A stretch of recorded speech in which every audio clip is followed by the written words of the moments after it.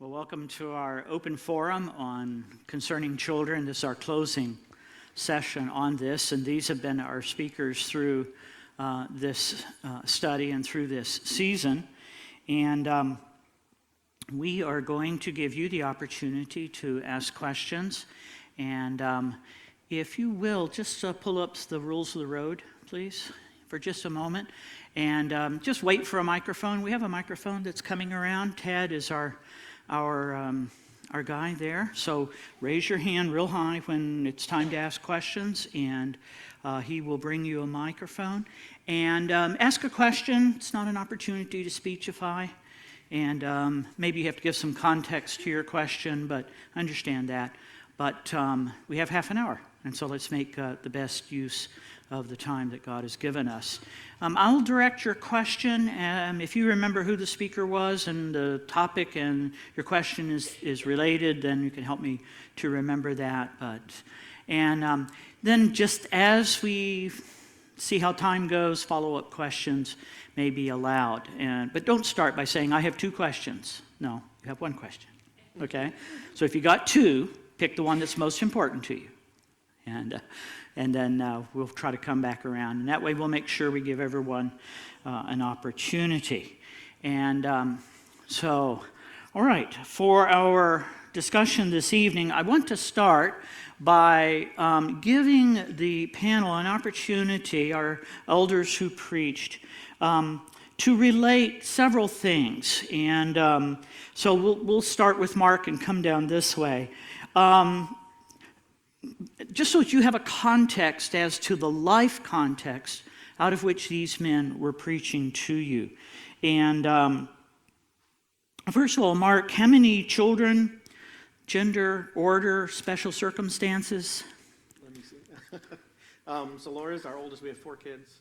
Laura's our oldest, and she's, I think, 30-ish, somewhere in that time. We've been here that long.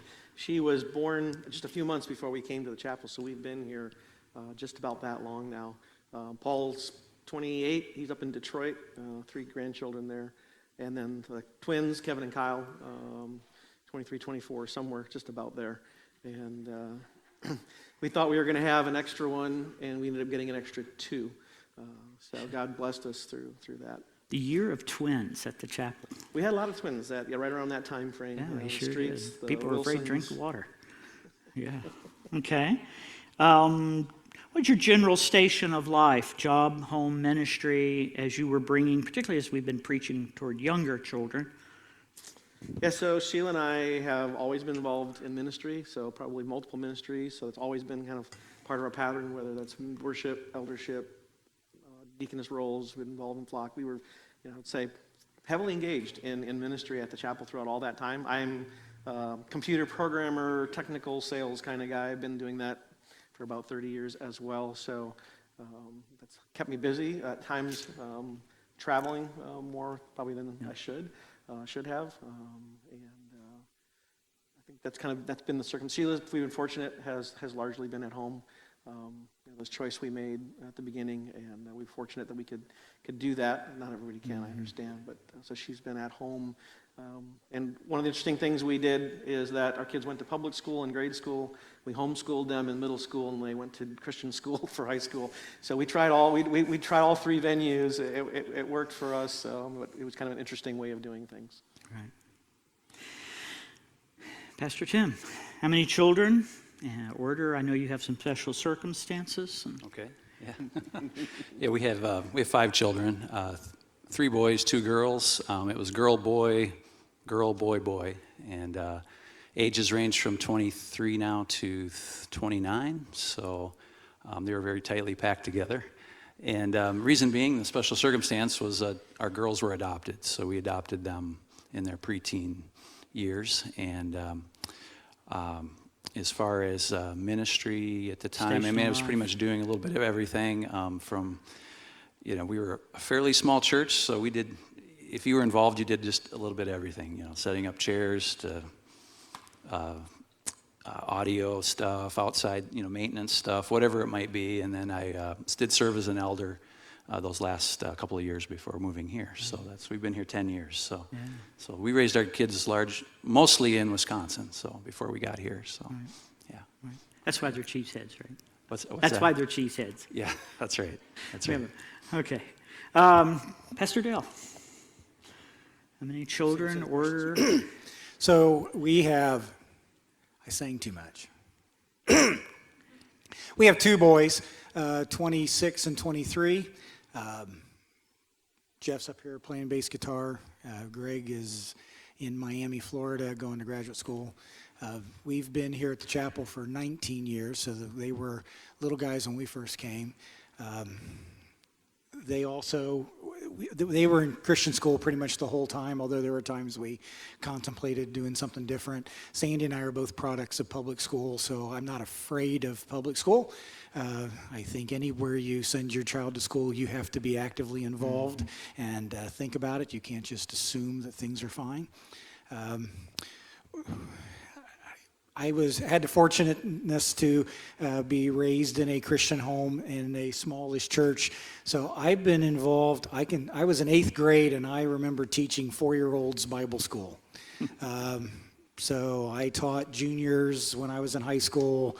I did youth stuff when I was in college. We did youth when we were downtown at a larger church. And so I've been involved in children's ministries for a long time. And in vocationally, all of you pretty much know I'm a pediatrician, and I work in the emergency department at Dayton Children's. So, All right. We have 3 children, and we have a girl, boy, girl. And our special circumstances were largely rearing our children in a foreign culture and foreign language. They attended when Hillary was 7 or 8 months, maybe not even that old. We moved to Germany, and so our kids did German public schools. Homeschooling's illegal in Germany. And then Esther did some work with them in the afternoon to make sure some of their English-oriented education happened. And so we reared them in that kind of environment and then came back here, and we're very careful about the third culture stuff to make sure that they oriented into this culture. I don't know that we did it as well as it can be done, but at least we were aware of it. And so during those times, there was huge transitions. I think we moved 5 or 6 times and did 2 international moves in that period of time. And everything from working in Christian schools on both end of it, as well as I actually worked in Mark's company for a while.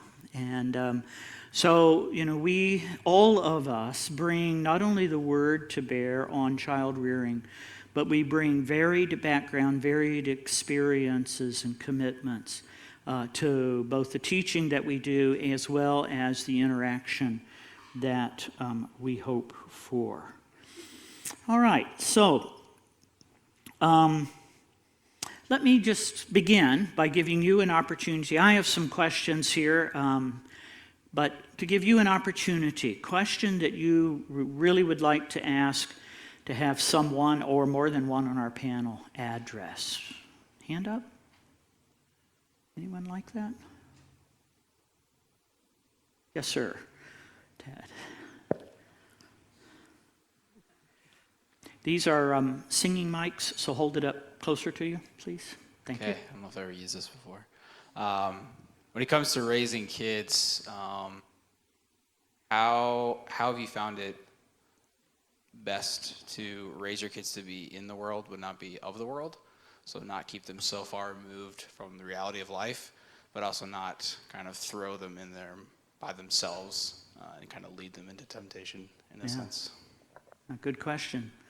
Mark? So, I think you kind of part of the answer is it's finding that balance. So, I think extreme isolation can be dangerous. And when they get on their own and independent, they haven't had time to maybe develop discipline and exposure, and so that can be overwhelming. But then obviously not indulging in terms of things at home. So I'd say lead by example.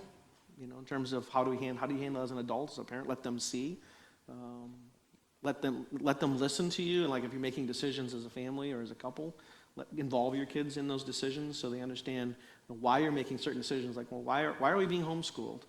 Okay, well, that was a conscious decision to pull them out of the world at that point in time because of some of the influences. So I would say that would be another thing, is to make sure that they're a part of that conversation so that they understand. And I would just say, and as a parent, be conscious that the world is not your friend.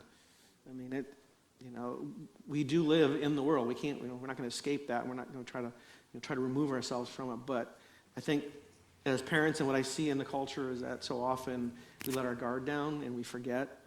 And that's not to be, extremely, careful, overly cautious about everything, but to be careful, because there's so many messages and so many things in the world that will take our kids down the wrong path. And it's even more so than when 30 years ago. Now the things I look at that our kids have to be involved with and are interacting with is just so much different even then. And so understanding that the world is a dangerous place.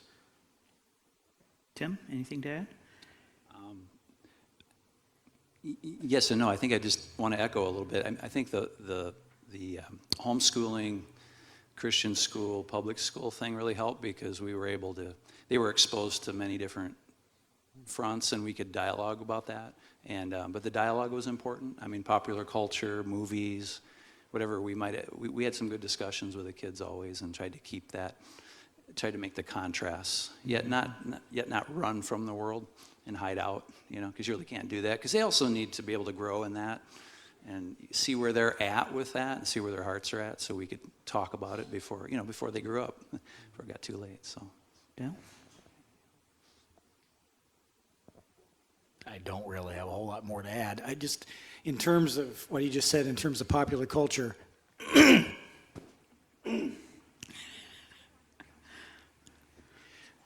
I'm fine. I'll be fine. You fine? Yeah.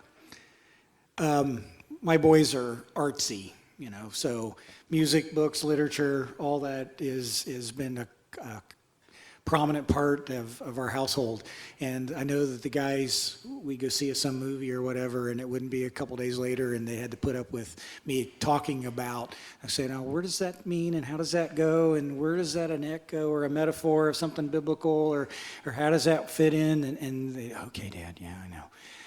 So some of that, even though you're engaging the popular culture, I was always trying to kind of steer it back and let them see how that was either good or bad to their Christian worldview that they were otherwise exposed to. I think for us, one of the big things is just the discussion, just talking, just having, listening, engaging, our supper times, just letting the kids talk, and then asking questions and trying to draw out. And then as they became teenagers, to be sure that they felt like they could always come, and that our orientation toward them was not by default condemning, but accepting. And then if there was correction, then that would happen. And so to this day, there is a good habit with my kids that they come to Esther and I and ask questions and still seek counsel, and so on. Of course, they lived in sort of the double jeopardy of having, their pastor's their dad and their dad's their pastor, and which hat do you have on at this moment, and those kinds of things. But we really, You want to just take the seat. Double up. So, other question?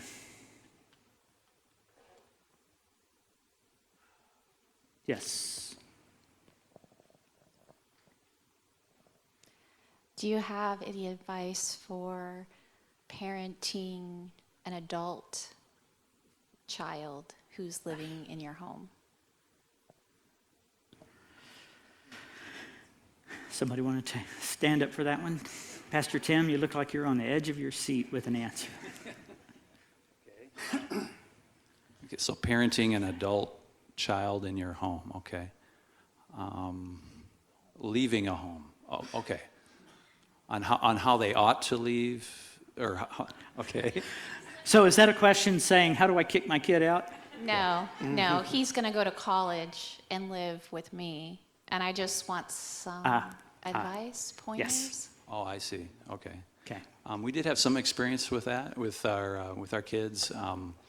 One thing we tried to do was right away, just because they were in the college years, we started to do things like charge rent, and we had some things that we wanted to simulate what real life would look like. So we tried to do that as much as we could.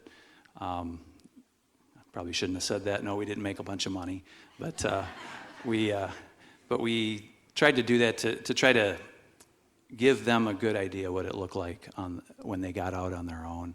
Yet we knew there was a break. There was they were on their own. So the authority thing was different. So we let that go. But yet we required many things of them, just like the world would. So, yeah. I think for us, it was the transition that started actually earlier, but is that, they're adults living in the home. They live by the house rules. Everybody lives by house rules.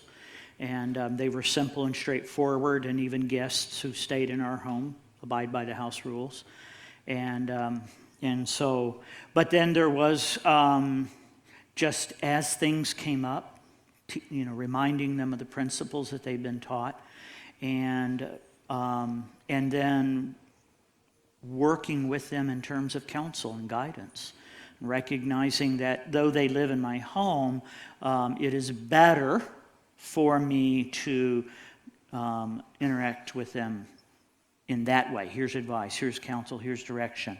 Now, there are a few things that if you're going to live in my home, these things are going to be held to. Otherwise, it's time to look for your own place. But, so, anything to add? Okay, good question. Yes, ma'am. Here in the front.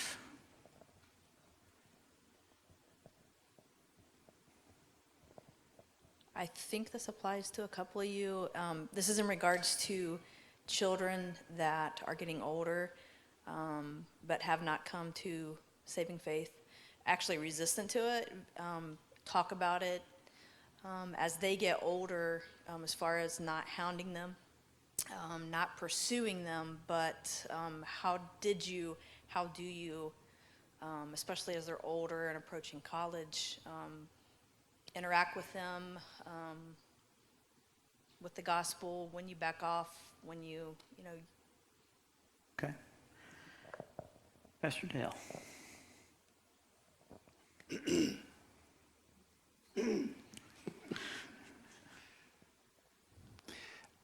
You caught Doug's frog, it looks like.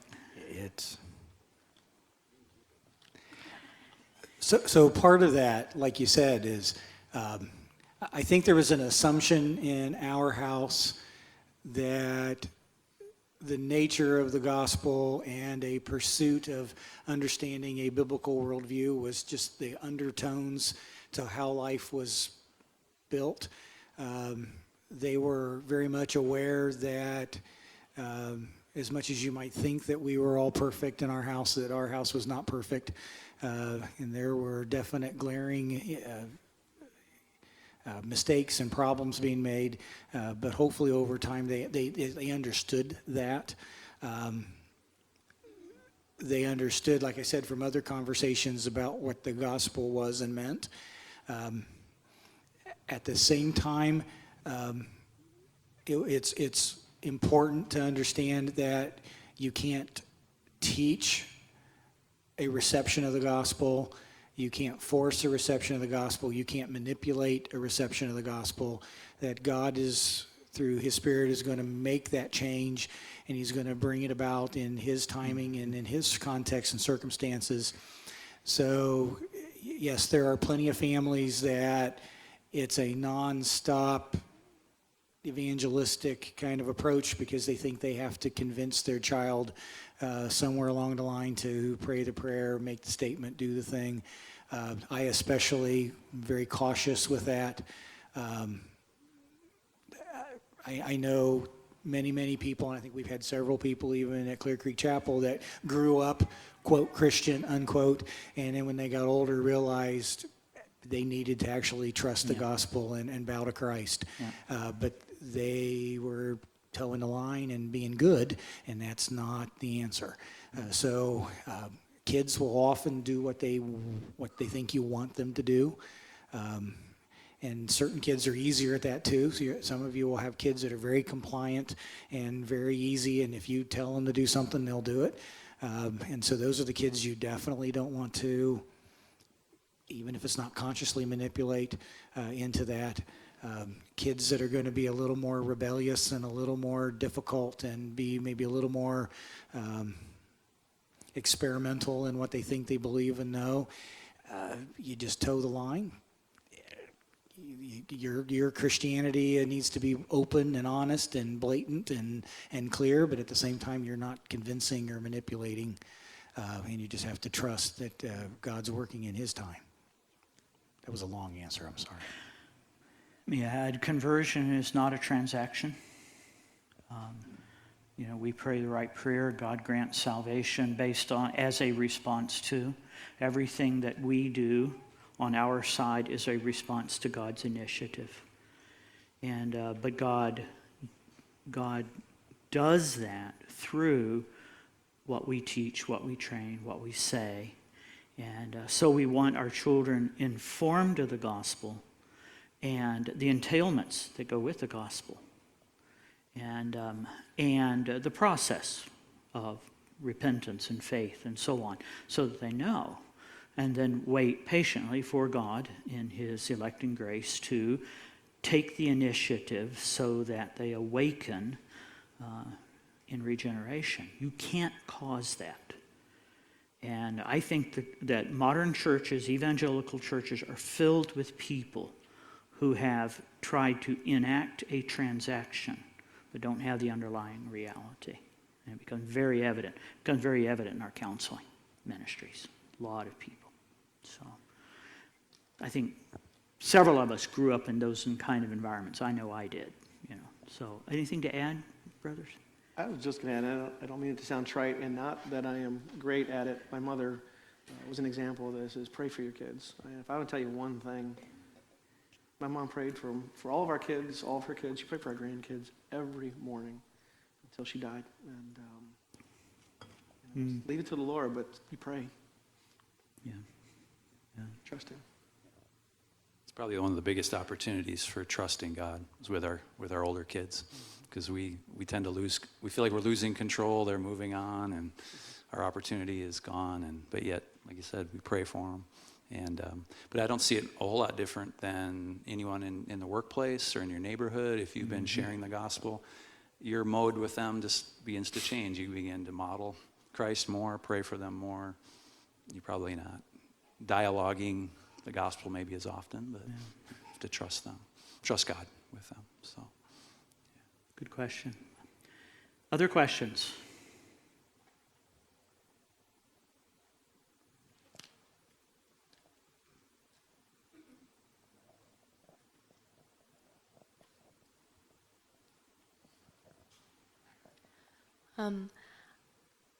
This is kind of specific, but I was wondering about wisdom with young children struggling maybe with lying, and how to just, I know there are different ways you can respond, but you have a child who's lying, and let's say you know that they're lying, or you're very, very sure.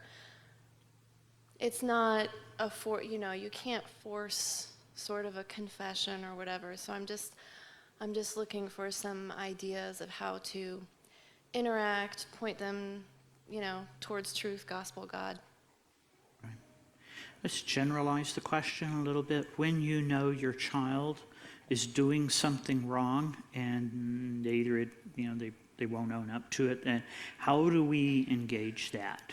And we're talking a younger child, where our interaction with them is more oriented toward chastening and correction and the rod.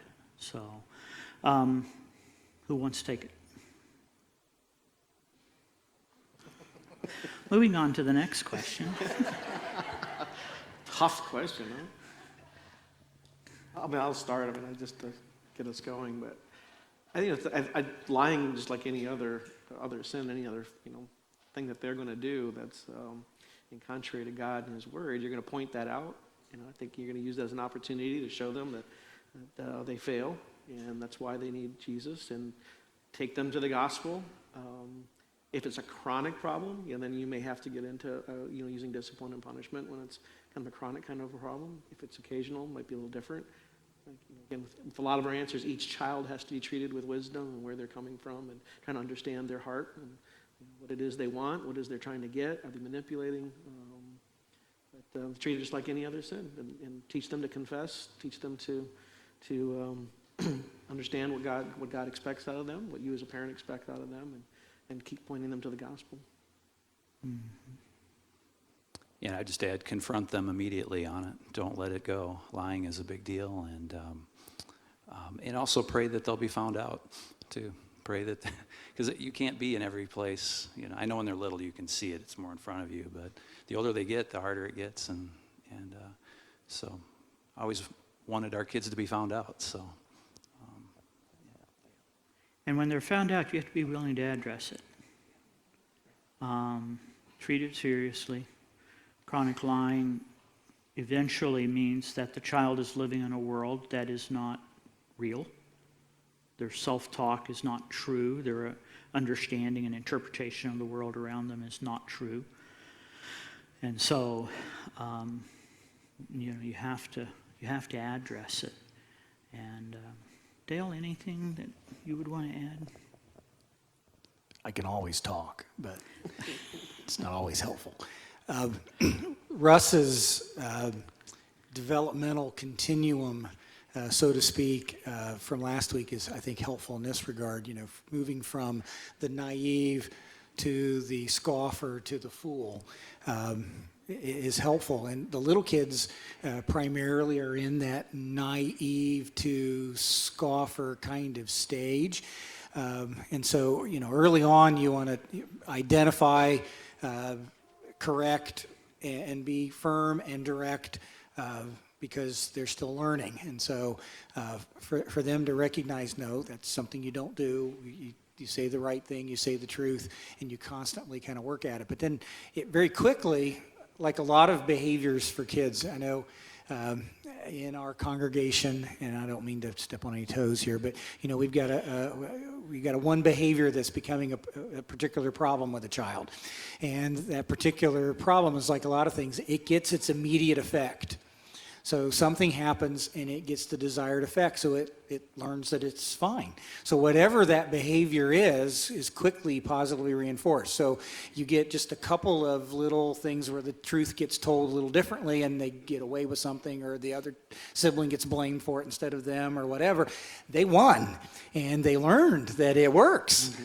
And so you quickly think that sin, whether it's lying or kicking or biting or yelling or spitting or not eating my peas or throwing it across the room or whatever, I get my way.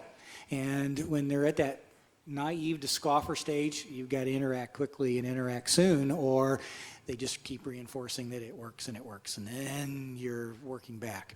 I know Jay Adams, I think it's incompetent to counsel, has this diagram of this spiral of people in sin. And so you work through the spiral, and the farther along the spiral you get, and people want to then fix their problems by immediately going from where they're at on that spiral back down to the beginning where everything's all fine. And he says that that's really not how the people work, and that's not how the Bible expects it. You often have to work your way back down the spiral. And the farther along you get, the longer it takes you to get back down. And so that works with kids too. So the more they quickly ramp up that I get away with this, and I get reinforced, and I get what I want, it becomes really tricky sometimes to bring them back down. And it's that constant reminder and engagement and challenge. And then it's not merely that you want good behavior. It's expressing that the fact that in their sin, there is an answer to that bad behavior, and it's only in Christ and what he has done. Mm-hmm. And you start teaching that early on as well. And probably none of us are real good at that because we want our kids to obey. And so we quickly fix that and forget that we're supposed to actually demonstrate that it's God who allows us to obey. Remember that your child is driven in any sin or folly by what they believe and what they want. Maybe not very clearly articulated in their own hearts, but every human being is driven by what they think is true, whether it's true or not, and what they really want. And so lying, any sin, is the fruit of attempting to get what I want, what I treasure, what I value, what's important to me. And some of that is a reach out for, and some of it is a push back against. And so, just being aware of that. Others? By the way, and part of that is having at some point a clear, defined consequence that may include the rod. And others? Another question? All right, while you're pondering, I have one. Actually, I have 5 or 6, so which one? What were your biggest challenges in nurture and training without embarrassing the child who was the big problem? Okay, so because some of them are sitting in the room are going to listen to this. So, but what were some challenges that you really had to stop and pause and think about and address? Dale's first. Just because it doesn't involve embarrassing the child, it involves embarrassing me. Oh, okay. Well, that's easy. As you understand, even from just sitting here tonight, my biggest challenge was to not give the lecture. Still not to give the lecture. It happens. I give lectures. It's not always dialogue. It's not always good explanation. It's the lecture. And that's been always still my biggest challenge.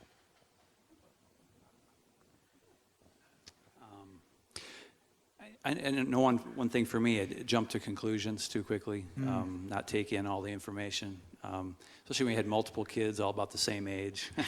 Felt like you had to make the rounds and interview them all first and then put it all together.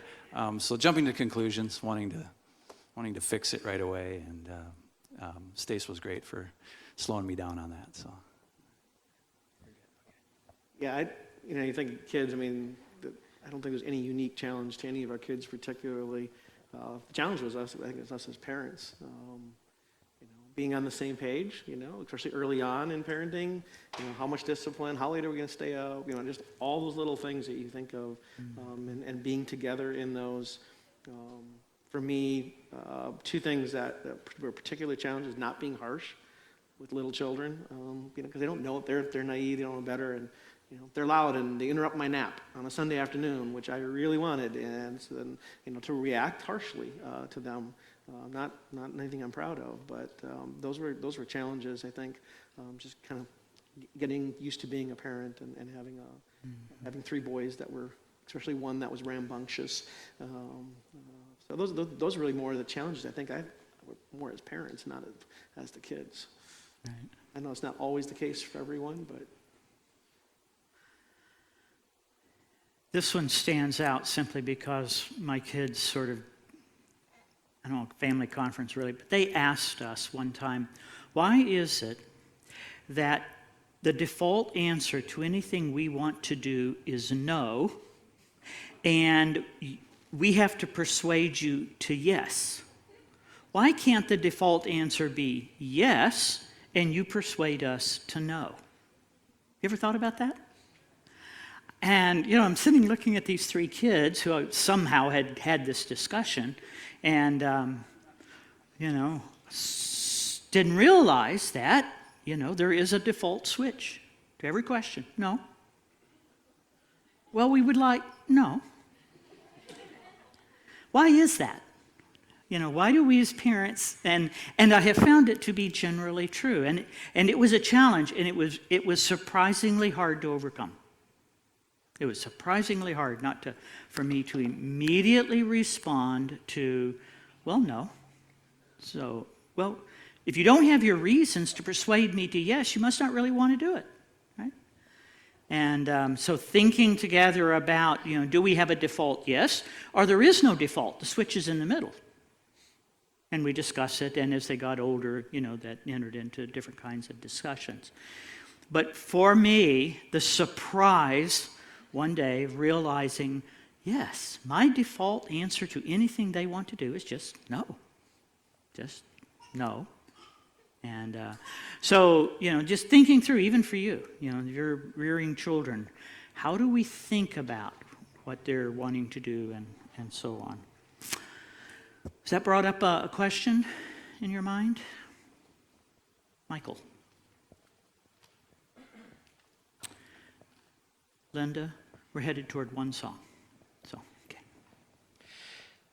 If you had it to do all over again, looking back on what you know now, since most of your kids are gone or out of the house, I think almost all your kids are out of the house. What is the one thing you would do over and over and over again more now that you can see 2020, if hindsight's 2020, you can see what it was like? What would you do more and more of, repeat it more and more, that you think, that was good and maybe I could have done it even better or more often? Can I answer that right off? Because it's real easy. For me, listen, listen, listen, listen, listen. I tend to talk. I talk too much. I'm not quite given to lecturing, but I'm close. Okay, I am given to lecturing. I may not be as good, but I have the same orientation. But listen, if there's anything I would say, listen, listen, listen, listen. Be a good listener. I would say it's along the same line, maybe a little bit broader, but cultivating a relationship. I look back, and I've been very blessed that God has allowed all four of the kids to kind of enter into, despite some of my harshness and pushing them away, something I think as a parent earlier. But boy, I wish I could go back sometimes, and say vain regrets, but God has put things where they are. But I would love to have been that kind of dad that could have really reached in and had those close, deep relationships when they were younger. That just didn't happen for me. Mm-hmm. Tim? I agree with both of what you said. Also, too, though, when they're little, be diligent with discipline and that correction. Just work at it, because it's so vital in those first few years. And I always think back, is there something more we could do, but just keep at it. It's worth it. And the more work you put in up early on, the more important it'll, the more that pays off down the road. So, yeah. We answered it. And no lectures, right? We're going to have to close. Keep listening. We need to wrap up and have our closing song, and so we'll stay on track. Let's just pray, and then I'll ask our worship team to come up. Our Father and our God, we thank you for your grace to us. And we thank you for what you have done and what you are continuing to do. And I pray that we would be a church that's committed to discipleship, whether it's one-on-one or whether it's through teaching and public ministry or whether it's in these kind of shared environments. And that the wisdom that you have granted to those who have walked long in the faith would be used and available and shared with those in need. Bless us for your glory in Jesus' name.